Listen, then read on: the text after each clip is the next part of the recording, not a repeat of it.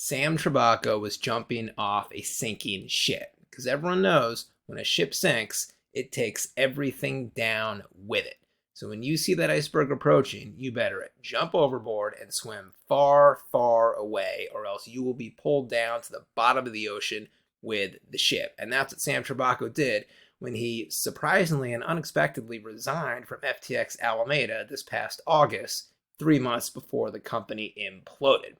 So, what exactly did Sam Trabucco know that caused him to surprisingly resign? Well, obviously that the company was secretly insolvent, that they had been incurring massive trading losses in every single year since inception in 2018, that no amount of expert advanced trading, whether legal or illegal, was going to get the company out of its hole, and that the crypto bear market was probably not going to turn around anytime soon, which might have provided a temporary reprieve from FTX Alameda imploding.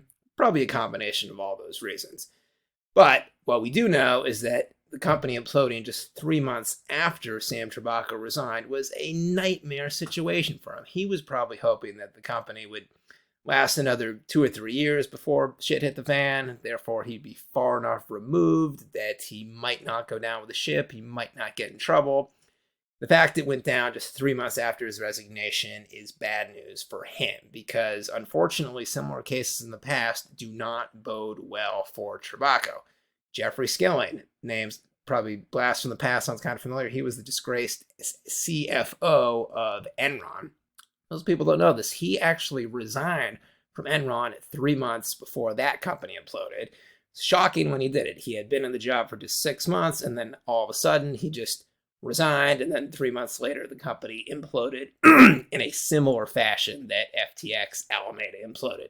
So why did Jeffrey Skilling shockingly resign? Well, obviously he secretly knew that the company was insolvent and that they had no money and they were going to go under any day, and he might as well have tried to get as far away from the company as possible when it did go under. But unfortunately, things did not turn out well for him, and he ended up serving a hefty 14 years in prison.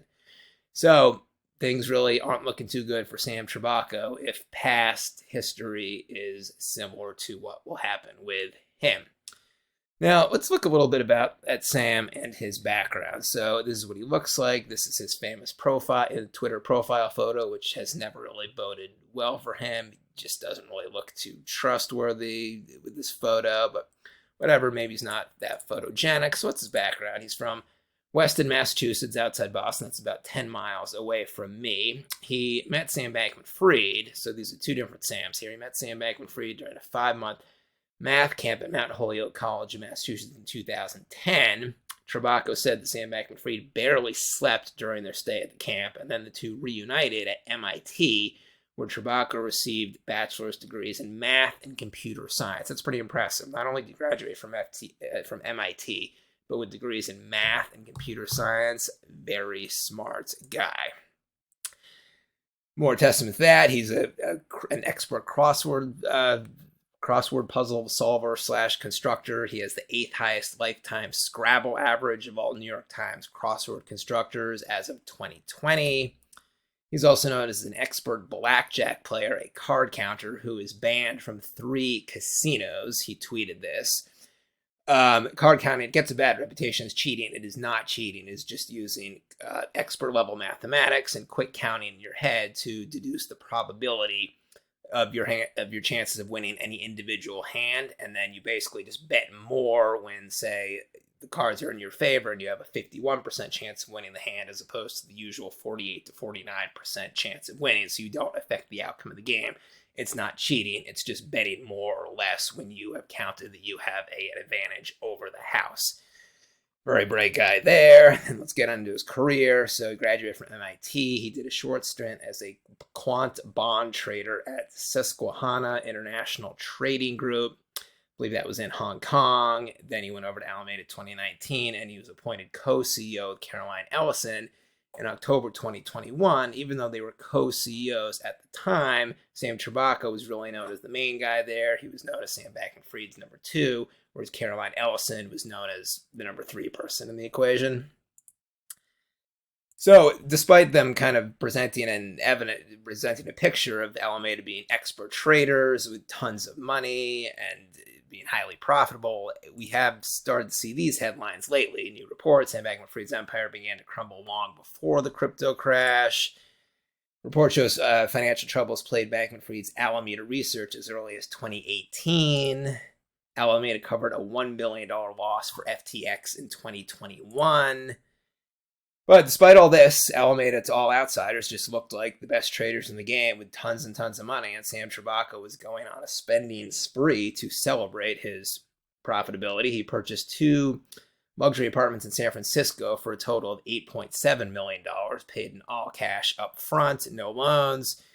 This past year, he purchased, a couple months ago, with his retirement from Alameda, he purchased a 52-foot yacht for around $1 or $2 million. And then in 2020, he purchased a $500,000 home in Portland, Maine. So were these properties and toys just because he, likes real estate, likes boats? Sure, probably a little bit. Was it also to diversify in the event that FTX did go under? He wanted to not have a lot of money in FTT tokens or cryptocurrencies that might go to zero, and that maybe worst case scenario, his assets would be much harder to seize if it was in real estate as opposed to just cryptocurrency, which they could easily take.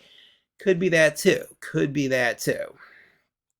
But still, over the last 3 months before FTX went under, Sam Trabucco was very active on Twitter still, even though he wasn't working there. He was painting a picture of somebody enjoying retirement. Tweeted this end of September: Wired journalist so excited to make my stepping down about something other than a desire to go fast over water in his new boat. Saying he was spending time focusing on himself, traveling, visiting friends and family, enjoying his newly bought boat. I needed to relax. I'm really happy. But then, of course, when FTX went under first week in November, Sam Trabucco put out one tweet, sending his regards to everyone, and he has been dead silent since then. His last tweet, November 8th, and then not a peep since then. No likes, no comments, no tweets, nothing. So where in the world is Sam Trabucco now? Well, we don't really know, to be perfectly honest. There's some reports that he is in Maine, at his Portland, Maine house, just chilling, waiting until, the dust settles. Some reports he's on his boat, sailing somewhere, dancing, sailing off into the sunset, acting like he got away.